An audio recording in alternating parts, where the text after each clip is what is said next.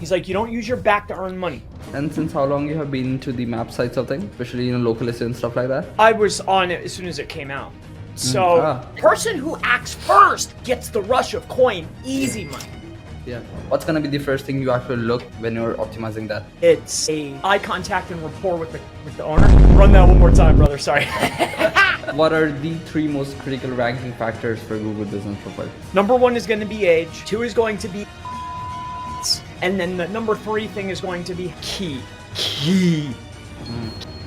Can I manipulate or influence the actual CTR? Absolutely. It's going to be profile optimization, starting with the primary category, services, product. Do you do fake reviews?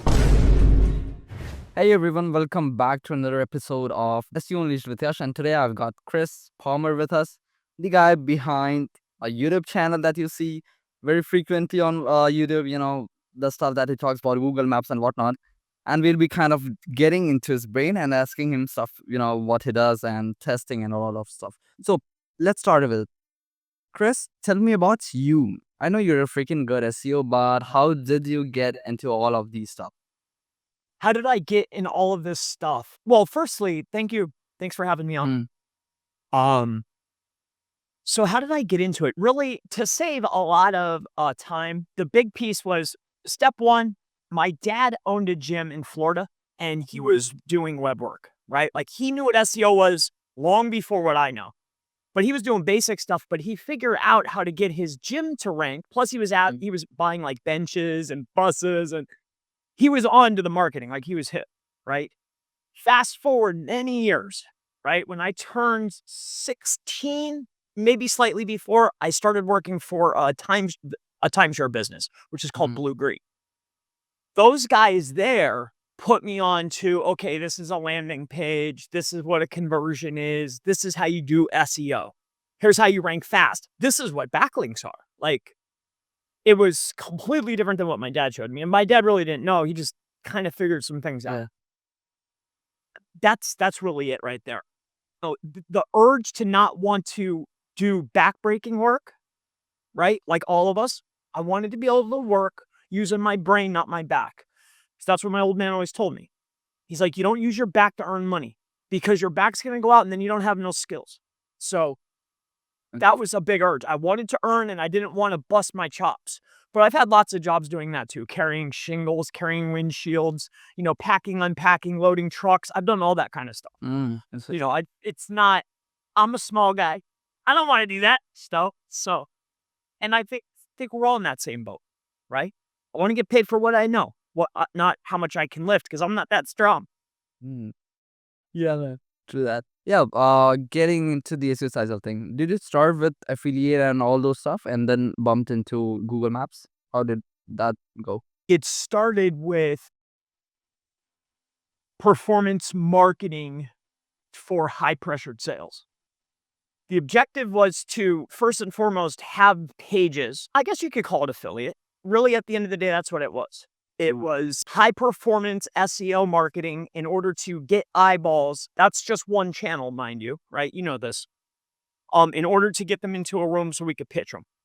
Pitch them on a travel club or timeshare. That's how it started. And then I was getting commissions off both. Makes sense. So that's it. And I fell in love right there. And then I started learning about Fivers and Blackout Worlds and Warrior Forums, Wicked Fire. Then I started realizing, wait, there's other guys online, and ladies too, primarily dominated by males at that time. So I was always looking, well, where's the ladies at, So, but no, that's it, man. Since how long you have been to the map sites of thing, especially local SEO and stuff like that? I was on it as soon as it came out. So actually probably the next year. So when Google Maps hit in 2015 or 2013, I think it was 2015 it hit. I think 2016, we were on it. Because you're as a marketer, see, what's new, what's next, and how do you get there first? The person who acts first gets the rush of coin, easy money. Yeah. So like as a marketer, you're always I'm looking for fast, right? So I think I was there within that first year or two. We were on it. Oh, We were on I it. see. And mind you, I was surrounded by people that were at that time way smarter than me in that particular aspect. But I learned quick. Getting into the SEO side of thing. So, what's the first thing you actually look at when optimizing a Google Business Profile? Well, the very first aspect of Google Business Profile or Google Maps is, in my opinion, it's the understanding that I'm not working for somebody. I don't work for anybody. I work for me. I work with you inside of your business. So do we have a rapport in the sense that I'm here to help you? So there has to be rapport, good eye contact. That's first and foremost. And then the next thing I'm looking at is category. Mm, What's your category and are you in position for success? mhm, And what I mean by position for success is if you're not in those top 20, top 30, like if you're not already there, right? And mhm. I usually primarily work on businesses that are in bigger cities because they've already gone through all the guys or gals or companies that aren't quite there yet, right? Yeah. So I'm usually getting people that have already worked with others that had failure, but they've got them to a point where okay, you're on your road to success. So first and foremost, it's going to be rapport. Secondly, it's going to be your primary category. Third is, are you even in position for me to throw gas on your fire? Yes, sir. Makes sense. In your opinion, what are the three most critical ranking factors for Google Business Profile? I, I, Easy question, right? well, to a degree, yes, because I believe, in my opinion, at least in America, it's Mm, wildly dependent upon the city and the category. But the mhm. number one ranking factor is age, no question. Number one is going to be age. Two is going to be engagements. So there's numerous engagements. And then the number three thing is going to be how close are you in proximity to the people that are searching? Tell me more about engagement.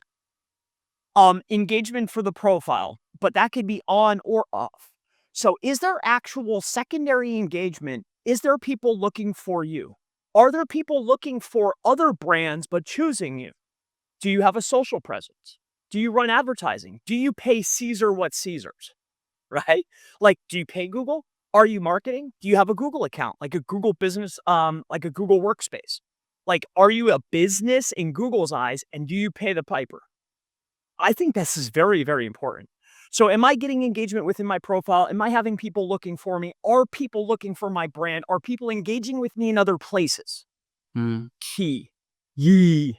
mm. Key, my And friend. as an SEO, CTR is what you would say how that CTR is what you can do to kind of manipulate the engagement part. See, but this is the CTR, the actual click through rate that we're manipulating is only one small piece. A lot of what we're doing is inflating the brand. And what I mean by inflating the brand is, those engagements that we just talked about, people searching for the brand in different ways, typing it in certain ways, looking for it other ways, engaging with other profiles, Mm, right? Because if you search for a brand, oftentimes if they have a Google business profile, if you're on desktop, you'll see they'll show up a knowledge panel. So are they engaging with the business or is it just that one? Because if I mm. just manipulate this, I won't get success. True. You see? Absolutely. Yeah. So the CTR factor of that, to go back to the initial question, Mm, yes, can I manipulate or influence the actual CTR? Absolutely. But really what we're looking to influence is traffic, clicks, and other engagements. mm. Maybe so. Yeah. This is gonna be another easy question for you. What will you do to rank a Google Business Profile if you got a budget which is pretty down low, let's say $1,000? We all see the same thing through different eyes. Mm, So low could mean a lot of different things. I'm always trying to reach success doing the least amount of work for the cheapest price, right? I talk to some guys and they're like, "Hey, I'm only getting $1,000 a month." And I'm like, that right? It's a lot of money. Think about it. So with that being said, what would I do? I can break it into three pieces without going too far into a tangent, but really, first and foremost, it's going to be profile optimization, starting with the primary category, services, products, location and service within the products, optimizing that category around one service, right? Like my primary category, that's what we're going to build it all around. On top of that, I want to do questions and answers. I want to make sure that I have primary Q questions and answers within there, hopefully from other profiles. On top of that, I'm going to set up a posting or an update cycle to do 2 or 3 per day. So category, products, services, a posting structure, and then it's going to start a reputation management. How fast can we start pumping in them reviews? Two things here. That's primary. Two things here. Talking about GMB posts or GBP posts, do you think that influences ranking? Not directly, but yes. I don't believe as though it's a direct ranking signal for me to start posting. However, I'm getting secondary impressions and clicks by doing updates. For instance, when I have an update, let's just say that you work at a spa, right? We do a lot of work with masseuses. But let's say we're doing updates, right? We're running updates. What you'll find is the people that are most likely updated, right? This is one for instance. When you take a look at competitors on desktop, when you scroll down to the bottom, you'll see other people search for or other services that are like the one you're looking for. Only the people that update are getting into that, right? So this is one way to catch secondary engagement. So do I think that it's a helpful factor or signal? Yes, I do. And that's one way that it's helpful. It can potentially catch a click or gain a click. Makes sense. Talking about reputation management, I'm not sure if you want to get into that part, but it doesn't matter. Whatever. Okay, let's do that. Do you do fake reviews? That's an interesting question, my friend. At the end of the day, the person who decides if it's fake is Google's robot, right? So if Google doesn't think or doesn't trust it, the review will still exist under what's called a contributor profile under the user, but the review still exists, but it's not visible to the public because Google doesn't trust it. So my answer is no, never fake, because all of the reviews that we generate are seen by the public. What's gonna be your tip to kind of get as many reviews as fast as you can? Again, I believe as though it's going to be reputation management. And what I mean by reputation management is I may or may not have numerous profiles. I mean, at the end of the day, like this is an SEO channel, right? Yeah. So it's not far-fetched to know that we know that reviews are very important. We know that engagement is very important. And we know that past searches influence future searches. And a person's persona or profile can drastically dictate if that review is going to show up or not.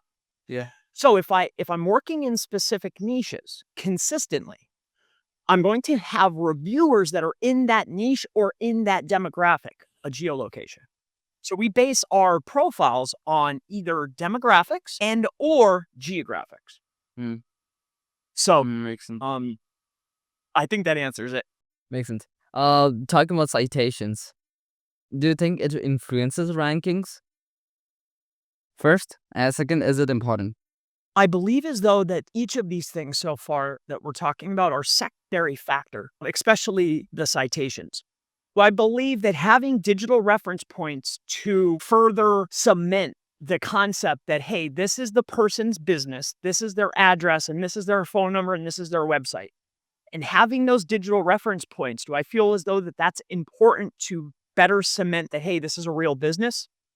And this is a brand? And are these other points that I can push traffic through? Because remember, I'm looking for social engagement.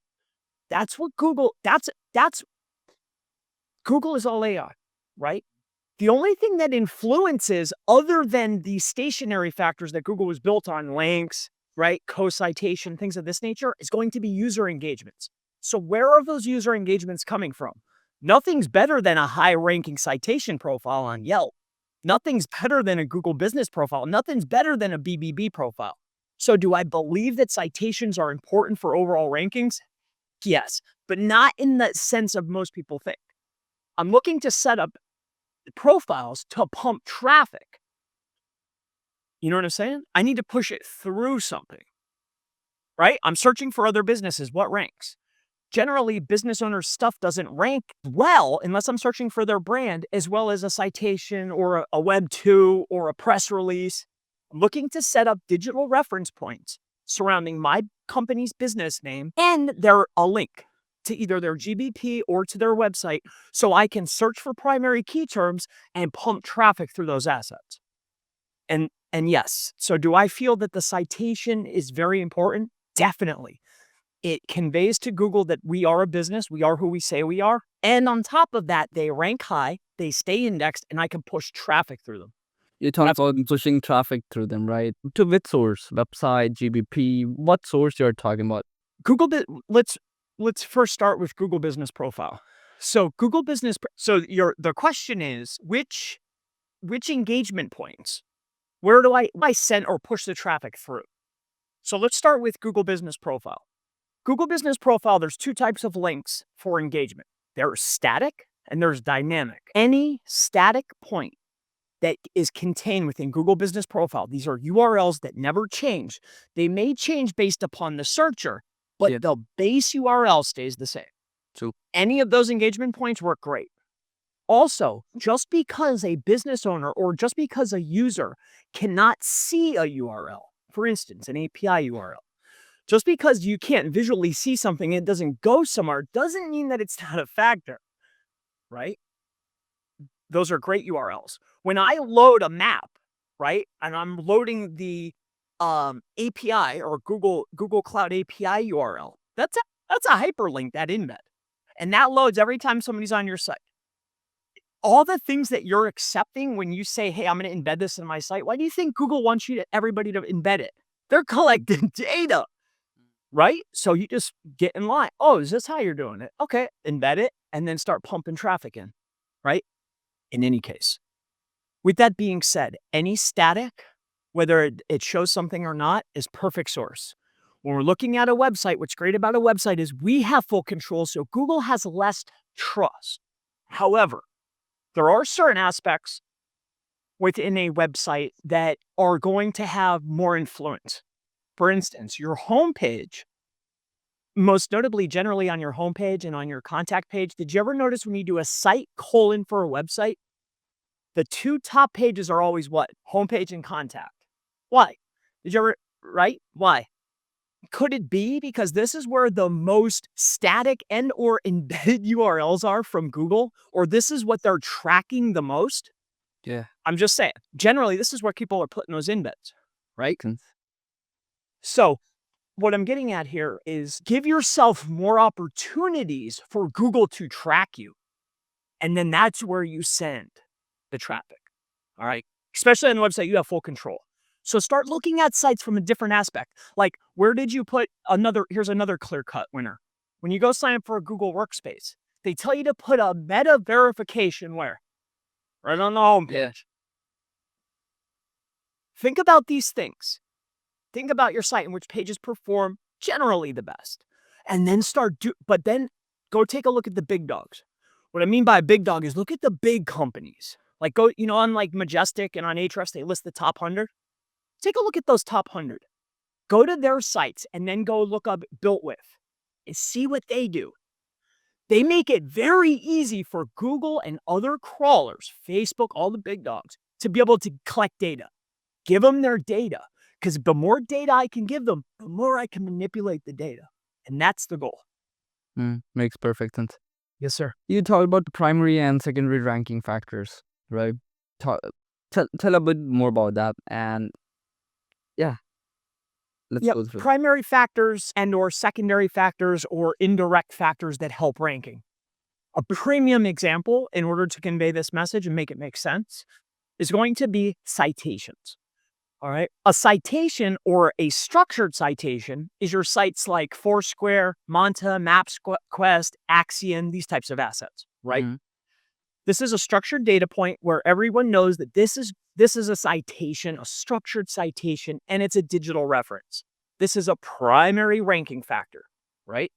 A secondary ranking factor or an indirect ranking factor would be, hey, when you buy a press release, and say I get 700 in my distribution, people cry and they say, oh yeah, but only 12 stay indexed in the forward-facing index. But Google counted those 700 URLs that had your name, address, phone number, and a link back, maybe even an index. That's an indirect factor. That's a co-citation. That's also counted indirectly in my opinion. And that's the best way for me to convey that message. And that's the differences, in my opinion. If we have to present it in a simpler manner, let's say, talking in a literally layman's term, right? Press release could be a secondary ranking factor or an indirect ranking factor, right? If you have to list the stuff like that, these are the primary ranking factors, these are the secondary ranking factors, how would you do that? Primaries would be, see, in my opinion, organic rankings and maps. I know we were talking about maps, but I love it all, right? Yeah. But let's look at primary and secondary of website. Primary signals are going to be things like, what's your title tag? Title, H1, meta description, body count, density, right? How many paragraphs, how many images, how many image alts, right? Primary factors. Secondary factor, schema, Mm, right? You with me? So I think if there's going to be an order, I like to, as long as you can get a vast majority of the primaries right, like, is my page actually optimized? Title, H1, primary word count, is my density on point? Do I have enough paragraphs? That type of stuff. I'm going to hit all of that. The next piece of primary ranking factors are, do I have digital references, right? mm, Referring domains from the exact same sources in the primary categories that my competition has. Why this is important is because there's how Google can't change the foundation of what Google is built on, right? yep. One of the core things is going to be links, right? How the link graph works is it's actually connected, but it's not connected like we think, but all sites are connected, but they're connected based upon the other links that they have. So, am I in the link graph with the same people that are ranking at the top? The Mm, best way for you and I, as outsiders in a closed system, for us to look at this is by using tools like Majestic, Ahrefs, or SEMrush to look at category of link. mm, So, our next step is to get ourselves into the link graph. How we get into the link graph is by choosing categories. Like, are you home services? Okay, home services slash construction / home builder.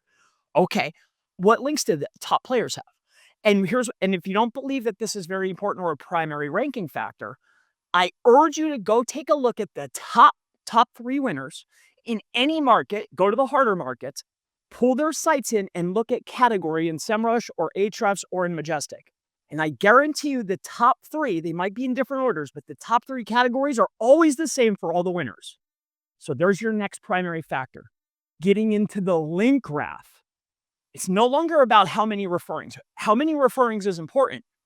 But what's mm, more important is, am I in the link graph with the winners? See, most people think that it's getting a bunch of high quality, like, oh, Forbes and Mashable and Inc. and this and that. I'll take them DR10s. I'll take those DR20s, right? But is it getting links from the same link graph that I need? mm, That's key, monumental. Any case, so there's our 2. The very next thing is the very next factor, because again, like I mentioned before, in my opinion, primary ranking factors are broken down in buckets. There's mm, on page, off page, technical, and then there's social signals, CTR, traffic manipulation. So the next signal that I'm going to start looking at is technical. Technical is generally squashed or quashed. This is a primary ranking factor by having top tier hosting. Am I paying Caesars what Caesars?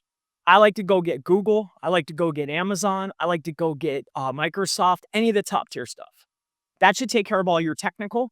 The next piece of technical that I want to make sure of is, am I utilizing the markup that Google rewards? Am I feeding as many engagement signals to Google as possible? So if you go into the Google Search Central, they have, over to the left-hand side, there's a lot of categories. One of them is structured data, and it will give you 27 enhancement types. There's my schema list. Huh. These are the only ones that Google rewards. That's technical along with hosting. The next is going to be traffic. Now, this is the fun one, right? See, when I first started, it was a lot easier. Like when I first started playing around with traffic and CTR manipulation in 2014, in 2015, I came out with a quarter. I was like, oh man, I got something here. Boys are going to like this, right? No, 2016, I came out with that, right? CTR manipulation. In any case, as time has progressed profiles and the persona of the profile and other engagements has been important. You know how we just talked about category of backlink? It used to be I could buy as many links as possible. Whoever had the most referring domains won. Now it's, yeah, you still want as many as you can get, but are they in the right category? Just because your site's about dogs and the site you're getting a link from is about cats doesn't mean that it's not the right category. It's. So when we're looking at traffic, am I getting the right traffic? Am I getting it from the right personas? For instance, the right persona would be, am I getting it during the right hours of time? Am I getting the traffic at a reasonable pace that my competition is getting traffic at? Am I not outside of what they call like a gauge or a control? Like, am I way outside the control point that Google is already testing all the other sites? Like, am I way outside? Because if I'm way outside, I'll dump, right? I know this is a lot, my friend. But traffic is the next primary signal, in my opinion. Traffic user signals, are there people searching for my brand? But is it the right traffic coming at the right time from the right people in the right amounts? Yay or nay? And figuring out those numbers can be relatively simple because we have third-party tools. And those are fine. I mixed in primary and secondaries together there, and I don't want to go off too far on a tangent. Hopefully that answers it for you. Yeah, you talked about kind of figuring out the right time, right people, right device and stuff like that. Or could you tell a tool that could help with that? Similar Web is very helpful. Mm-hmm. Also too, if you go in SEMrush is on, right? They are on big. They're public. I got in early too. When they IPO'd, I got in on that and Reddit. Anyway, and I hope you did too, my friend. I did. But they have a lot of data. Like, I think they're top tier in my opinion right now. They're in GOD mode. With that being said, if you take a look at their traffic and analytics tab, it's going to cost you, right? But for $200 or $400, they'll give you all the traffic analytics of your category. I've never talked about this publicly. I'm putting you on right now. It's very expensive, but when I was bursting into the law space and I started realizing and talking to others, I realized, all these knuckleheads out here are using the same tools, right? Because what else is there? These tools are in business to sell data, right? So I'm only using SEMrush as the example point here, but how you get the numbers is you go to the person that has all the data. So SimilarWeb does well, but I think they're brokering the data in bulk. Like, I think they're blending data and they're not clear on where they're blending data from. SimilarWeb, if you want to be cheap, works good. But if you want the good stuff, SEMrush, Ahrefs does it. Moz actually has a category, but I would go to SEMrush and pay for their traffic analytics report of your niche. That'll give you everything you need. Interesting. Great one. You talked about link building and stuff like that, right? Do you think links towards your homepage impacts GBP rankings?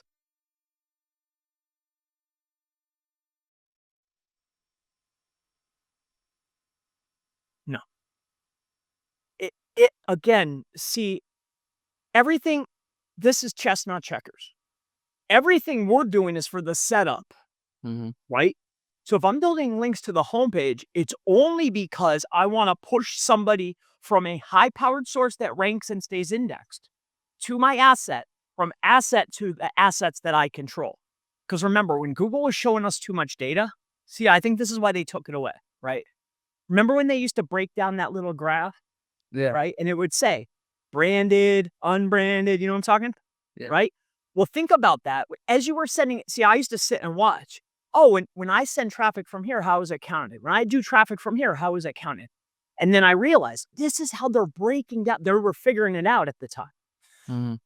In any case, so do I think that the homepage backlinks are a direct signal? No. But it's definitely a ranking signal if I set it up correctly. The only reason I'm pumping links is to pump traffic. And so in that sense, yes. Because I can push traffic that's going to be branded straight from my asset over to asset. You know what I mean? And talking further about your ranking, it's called, sorry. Yeah. Talking further about link building, how are you doing that? Well, again, I look at things just like how I set up teams. Links are in multiple buckets, and they serve multiple purposes. So how am I doing that? I believe that there's a lot of different link types. You have your general, we have our primaries, and we have our secondary links, right?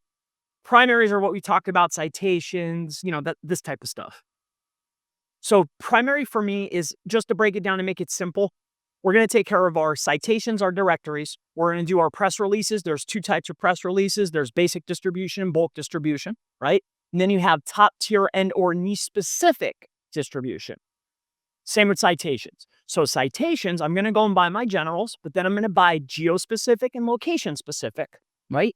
And then I start snatching up paids. But I'm only buying the paid placements that my top competition has, like BBB Profile or an Easy Local or whatever it is. Whatever they bought and they're winning, I'm going to buy it. Whatever chambers they have, I'll go buy it. Whatever donations they made, me too, right? I'm just trying to get into the link graph.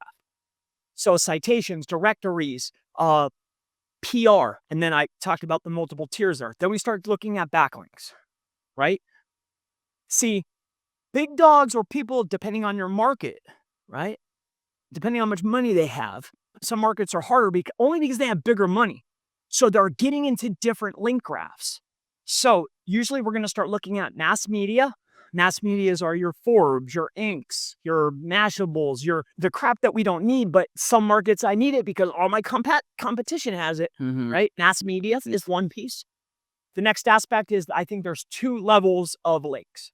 You can have high-powered, niche-specific or category-specific, link graph-specific, high-powered, so high referring domain count domains, but they don't get any traffic. Traffic has no impact on page rank. But like we talked about, everything's for a setup. So sometimes I'm looking to pump traffic through. So we have our homepage links, right? Or we'll have high-powered category-specific guest posts, right? These are networks that we control, and or like everybody in this marketplace is open. Like we're all friends with everybody. Like people have networks. So I've gone out and cherry-picked networks and I brought them in with me. And then we set up 2,470, I think, different PBN types that will have traffic fluctuating anywhere between 0 and 10,000 visitors, depending on what the site is. And that's for homepage and guest posts that are category specific. As far as edits are concerned, we have access to numerous real niche edits, like not the niche edits that people are buying inserts and then charging people $200. No, like bulk, like $1 a pop, $2 a pop. You're just looking for referring domains for inserts. So niche edits are on there, guest posts, homepage links, high traffic sites, low traffic sites, mass media, and comments. Comments are to adjust no flow, do fault. But more importantly, what I'm looking to do is, it's a fast way for me to gather up cheap category specific links. Nobody values a no follow, but Google doesn't follow directives from webmasters. No follow is a directive from us. Google doesn't care what we say. They follow everything. So that's how we do link builder. Makes sense. Your approach is way too different than what I've heard from a lot of other guys, and it's interesting for sure. Talking about on-page, what does your step-by-step on-page user process look like? Tell me about that, and what tool are you using for that? On page? Yeah. Again, there's buckets. Are we doing fast flip, or is this a client that's paying me $1,000 a page? It's a client that's paying you.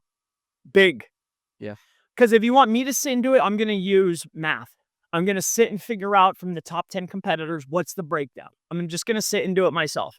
How many headings? What's the headings? Okay, what's the entities, co-occurring keywords? What's the LSIs? How many words? How many periods? Okay, how many truncated words are there? Like, I'm going to sit and figure it out. Now, a lot of people can't afford for me to sit there and spend 3 hours on one page, right? Like and plus I don't have that much time. So if I'm going to sit and do it, I'm going to charge. And then that's how I do it, right? Now I've trained my team on how to use a spreadsheet with the same formula that I'll use. And then what we'll charge is we'll utilize that. But we're just doing the math. Now, if we're selling stuff quickly, like somebody just wants a good enough job of a good product for a fair price, right? Like cheap, they want it cheap, but they want it good, then we'll use Page Optimizer. If I'm working on something and I just can't get the math right, right? Like I probably have memorized 75 places that Google is going to count key terms, right? Like I know, like I just know, right? I've done it a trillion times. So if I just can't get it right and I need to start looking at other factors from the whole consensus, then we use Quora. I pay Ted every year. Yep.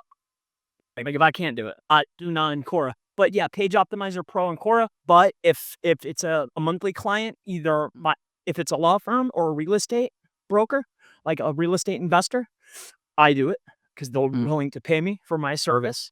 If it's a client that is a good customer, but they don't want to pay me the $200 an hour times 4 hours, then what we'll do is I'll send them to my brother or my cousin, which her name's Tammy, and I've trained her on how to do the math. And they'll use a spreadsheet. And then if they just want to pay $20 a page, then we run it through Page Optimizer Pro and give people a report. Mm. And that's interesting.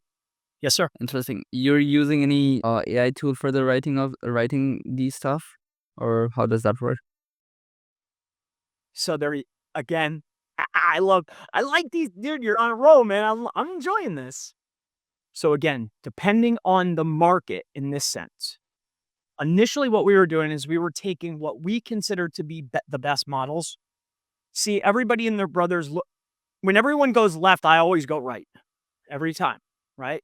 You never go where everyone's going because that might be a huge pool with 5,000 gallons in it, but they're going to slurp that up real quick. Plus over here, like, this pool's got 500 gallons in it. It's pretty good. It's good water over here. It's actually sparkling water in any case. So do we use AI? Yes.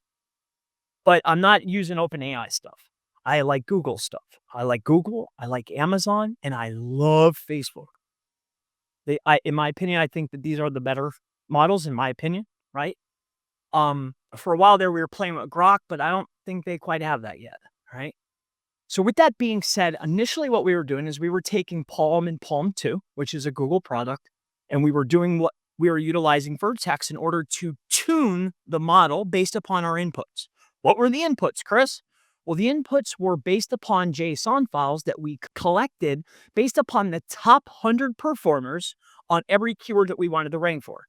For instance, if I have a car accident lawyer, but they do truck, car, pedestrian, medical malpractice, we'll go to every one of their SERPs in each of their cities, scrape the 100 results, make that into one corpus, we'll truncate the corpus, feed it into Vertex.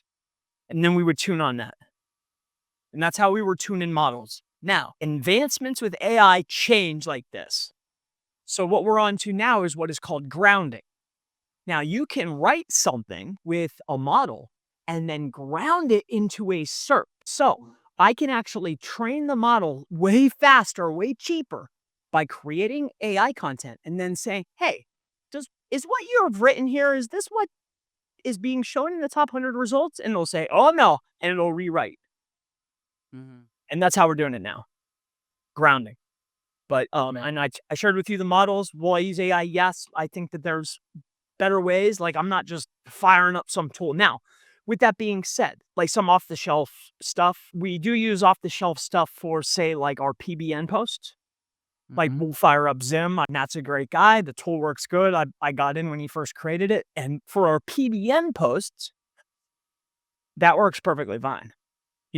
But again, if we're going to take the time and spend the time, which is way more important than dollars, then I've already shared with you how we do that.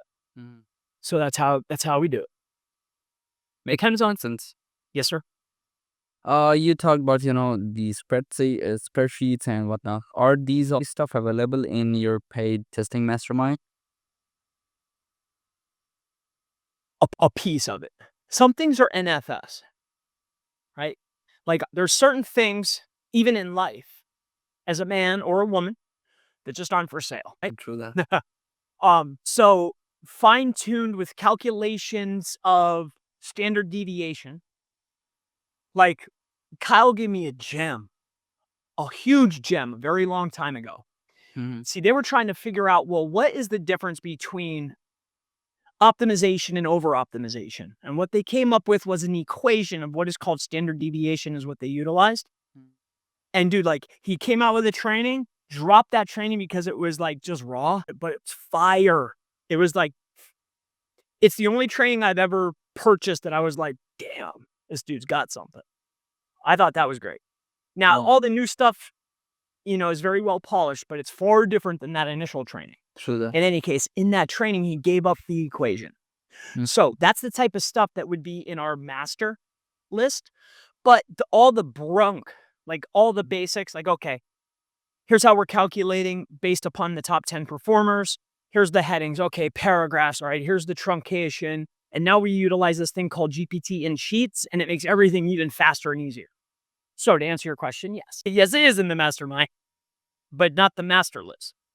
That's not just not for sale. That's how I earn. Mm. Wow, that makes sense. Talking about the location page, or let's say homepage for now.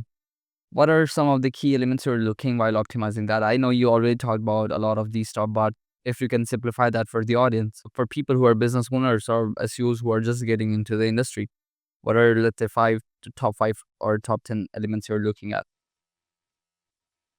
For on page? Yeah, for optimizing, let's say, a location page or maybe on a home page, you're getting a point. And I just want to, for the audience watching, early on in your businesses, it will feel as though that you're saving money, but spending time is never saving money. See, if you're concerning yourself, I mean, I'll tell you, I'll give you the answer. But it sounds ridiculous, but I've dedicated my life to doing SEO, right? Like that's my business, right? That's what I do every day. And you've dedicated your life to whatever you're doing, laser hair removal, shingles, I don't know. Whatever you're doing, I can't do. It will be in your best interest to spend the money to save the time. But if you insist on learning these things, okay, then the top 10 things for optimization of your web page are going to be, first and foremost, title tag. Title, it's how many H tags are there? How many H tags contain a primary key term? How many H tags contain an entity? What is the overall word count? What's primary word count density? What's your co-occurring key phrase density? What's your entity density? What's the truncated word count based upon the top 10 performers? And are you in the range that Google's rewarding? That's the top 10 right there.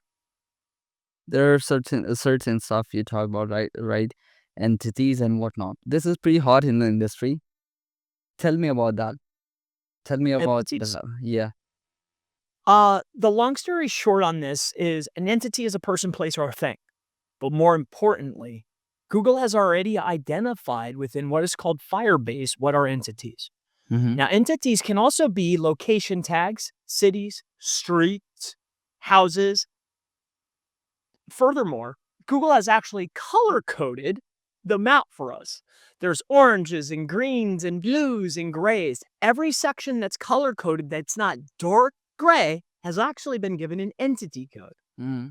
Very important for maps, right? I digress.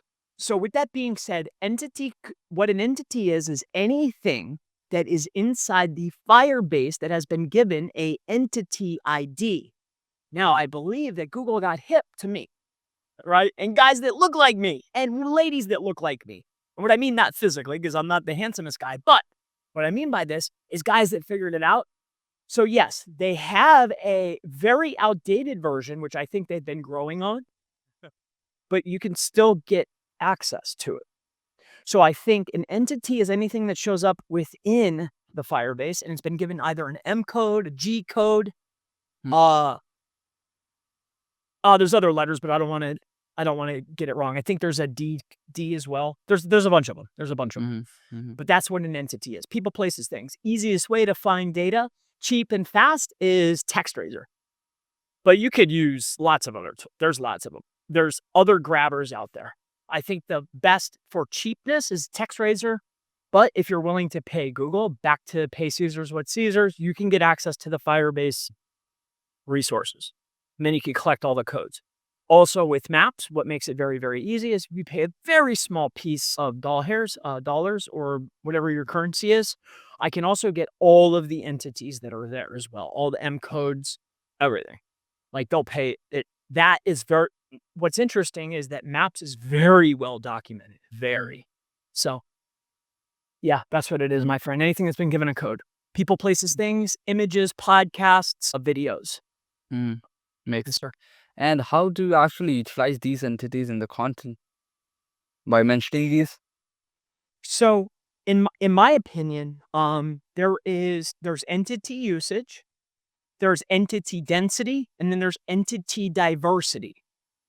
Now, when we're trying to optimize a page, see, I've heard some people that I think are on the road to success, Mm, and they're looking for diversity, unique usages. But what I have found is how many unique usages based upon the top performers. Because it goes back to optimization, just like density or primary word count, primary density. So what I'm looking to do is figure out, okay, out of these top 20 dudes, right, or gals, companies, mm, what is their entity diversity? Okay, great. What's their entity density? Okay, wonderful. Then I'm going to take that, and how I'm going to put it into the content is I'm going to look at the top performers then at the very top. mm, And I'm going to look and see, okay, what's the entity or co-occurring key phrase density within the head counts, or what's it in the body counts? So I'll take my diversity, I'll take my density, and I'll take my all the uniques, and then I'll put it into the H tags and into the body text based upon what the top performers are being rewarded for. Let's do that. Body. makes sense. Talking about expanding the proximity. How we're bouncing around. I like this, man. Think like me, man. You're gonna go far.